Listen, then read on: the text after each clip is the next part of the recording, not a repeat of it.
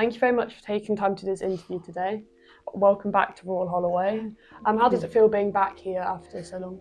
It's amazing every time I come back. I think when we're here, we take this gorgeous building for granted. But every time I come back, I'm like, wow, did I really come here? What drew you to competing in dressage as opposed to any other sport? What is it that you really enjoy about it? Yeah, so I started riding horses for physiotherapy to help with my disability, but when I found out about dressage, I started to want to be the best that I could be. So I started when I was 13 years old, and it escalated really fast. I went to my first Paralympic Games when I was 16. So by the time I came to university, it was kind of just what I did. I'd already been to one Paralympic Games, and that balance of education and elite sport really suited me, because when I got bored of studying, I could go training, and when elite sport got a bit too pressurised, I knew I had my education that I could fall back on, so it worked really well for me. You've sort of touched on it already, but what do you think you were able to take away from your time at Holloway that was useful in your life afterwards? Oh, that's a really good question. I think for me it was a real stepping stone in independence, because especially when you've got a disability, it's like, what can I do? What do I need a little bit of help with? So living in halls was really useful. I had carers come in to help me in the morning to get dressed, I had breakfast, and in the evening to cook a meal. So I learned how to live independently whilst having quite a structured day with my lectures. So that really helped me to then move on to a job and live independently. Having competed at such a high level while being at university, what more do you think universities, but also sort of sports governing bodies, could do to help support disabled athletes who are balancing competing in elite sport with their degrees?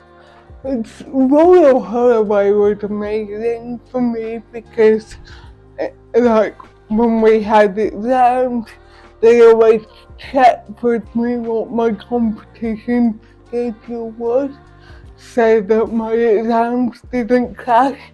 I mean, my friends used to hate me because we always used to have a clump of exams, so that I could have a gap to compete in. But they were so supportive, and when I came back from Beijing, I'd won my first Paralympic gold medal, and came back into my second year of university, and back then no one really knew what the Paralympics was.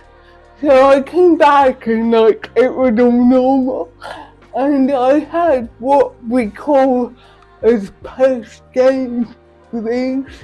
So I got really quite depressed, and none of my friends really knew what I was going through. And then one day I had a meeting in the maths department with my advisor, and she took one look at me and was like, "Sophie, are you okay?" And she fully understood what I was going through. She said, "You've been in this fairy tale world, and now you're back to reality, and having that one person to understand what I was going through really meant the world to me. Because I think Royal Holloway is quite a small community. Everyone knows everyone, what we're going through, so that really helped me when I was competing at the highest level as well. Thank you. And just finally, now you've sort of announced your retirement from competing, what are you hoping to focus on after the end of that? So I've always done education and got a job alongside my sport. My sport is quite expensive, so I knew that I had to earn money alongside. So I've always had that to fall back on my job. But I also, with my platform as a gold medalist and being disabled, it's been amazing to be able to advocate for disability rights, because every day I face some challenge or other. So for me to highlight what I go through just to live a normal life is really important, and to lobby the government on policies to make things better for disabled people. I will always continue to do that. So I'm not going to slow down. I'll still be really busy. Thank you so much for taking time to do this today. It's been so lovely to meet you. Of course.